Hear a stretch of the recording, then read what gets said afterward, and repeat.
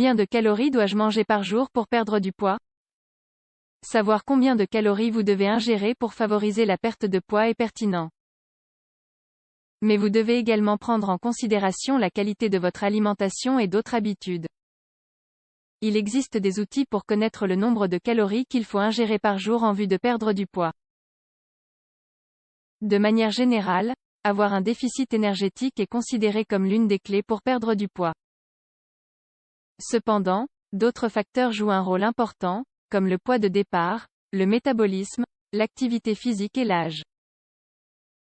Dans les lignes suivantes, nous vous disons quels sont les besoins énergétiques quotidiens selon les experts. Nous évoquons également l'importance de réduire l'apport calorique pour perdre du poids. Enfin, nous vous donnons quelques recommandations pour vivre ce processus de manière saine.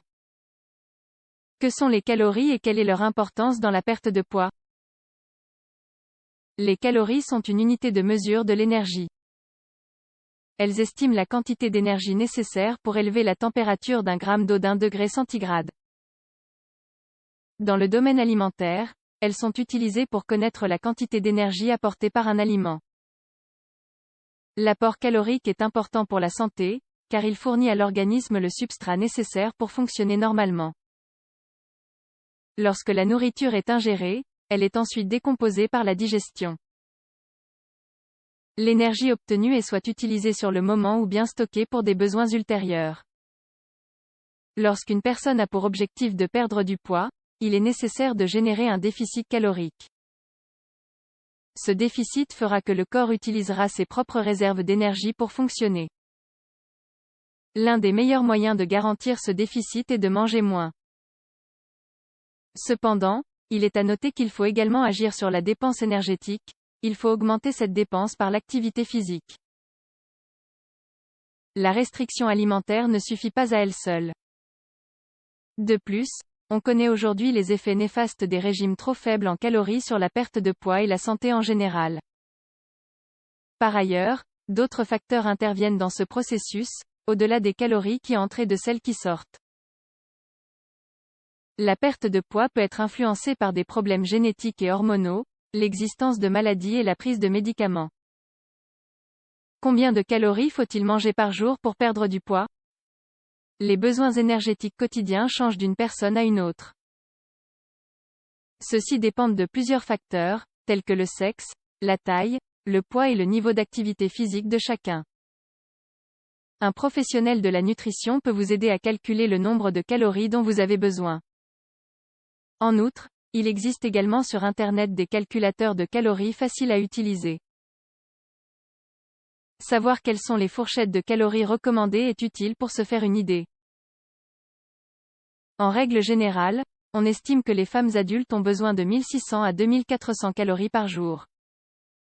Chez les hommes, cette fourchette est de 2200 à 3200 calories par jour. Les personnes âgées et sédentaires devraient avoir des besoins moins importants. À l'inverse, les femmes enceintes et allaitantes, ainsi que toutes celles qui ont une activité physique importante, ont des besoins plus importants.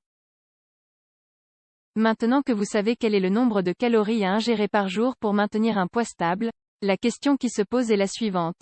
Combien de calories en moins faut-il manger pour perdre du poids? Les régimes hypocaloriques conventionnels conseillent généralement une réduction de 500 à 750 calories par jour. Celles-ci doivent être soustraites des besoins quotidiens de chacun. Cette réduction favorise une perte de 0,5 kg par semaine, soit 2 kg par mois. Et ce, surtout pendant les premiers mois. Il est à noter que cela varie selon le point de départ de chaque personne. Après un certain temps, la perte diminue en raison de l'apparition d'une résistance hormonale. Les astuces pour réduire sainement les calories de son alimentation. Maintenant que vous savez combien de calories vous devez manger pour perdre du poids, il est temps de passer à l'action. Certains changements peuvent vous aider à réduire votre consommation de calories sans mourir de faim et sans détériorer la qualité de votre alimentation en général.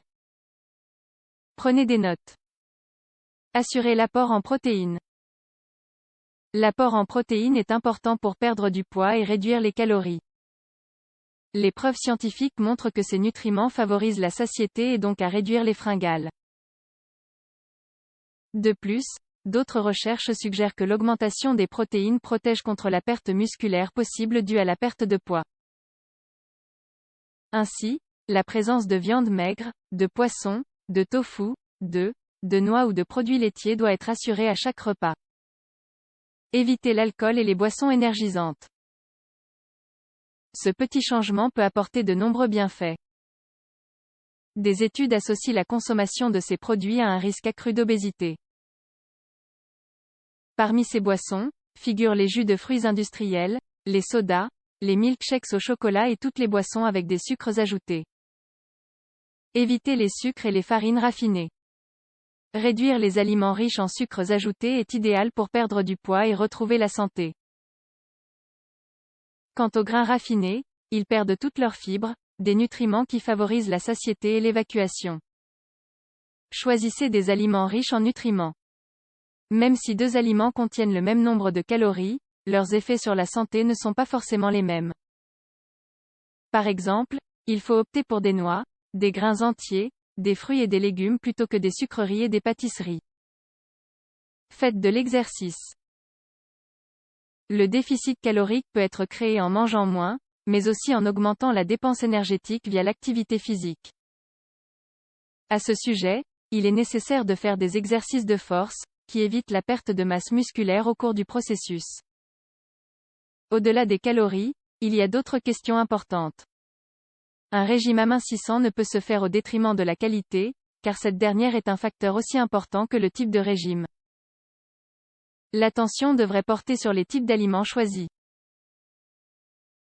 Opter pour des produits frais et entiers, c'est la garantie que l'organisme reçoive tous les nutriments dont il a besoin, non seulement pour accomplir ses fonctions quotidiennes, mais aussi pour rester en bonne santé. Certes, les calories comptent. Mais trop se concentrer sur elles peut entraîner de graves problèmes. Les régimes amincissants sont en eux-mêmes un facteur de risque pouvant déclencher un trouble de l'alimentation. Comme le soulignent les experts, un manque de nutriments et une perte de poids peuvent altérer le fonctionnement du cerveau. Et chez les personnes vulnérables, cela peut perpétuer des comportements alimentaires restrictifs et rendre difficile le retour à des habitudes normales. À court terme, une réduction bien en deçà des recommandations peut entraîner certains effets secondaires, comme des maux de tête, de la fatigue, une mauvaise humeur, une augmentation de la faim ou des nausées. Les calories sont importantes pour la perte de poids, mais elles ne sont pas le seul facteur. Le nombre de calories à ingérer dépendra de vos propres caractéristiques. Il y a des quantités approximatives, mais il faut tenir compte de l'âge, du poids, du métabolisme et de l'activité physique de chacun. Certaines formules et calculatrices vous permettent de faire ce calcul. Mais ne vous concentrez pas uniquement sur les calories. Il est important de considérer la qualité de l'alimentation et la valeur nutritionnelle des aliments choisis. Un déficit énergétique est nécessaire pour perdre du poids et cela peut être atteint en augmentant la dépense énergétique ou en diminuant l'apport calorique. Appliquer de petits changements dans votre mode de vie est l'une des meilleures formules pour obtenir de bons résultats et les maintenir à long terme. Les régimes rapides ou très restrictifs peuvent se retourner contre vous à court et à long terme.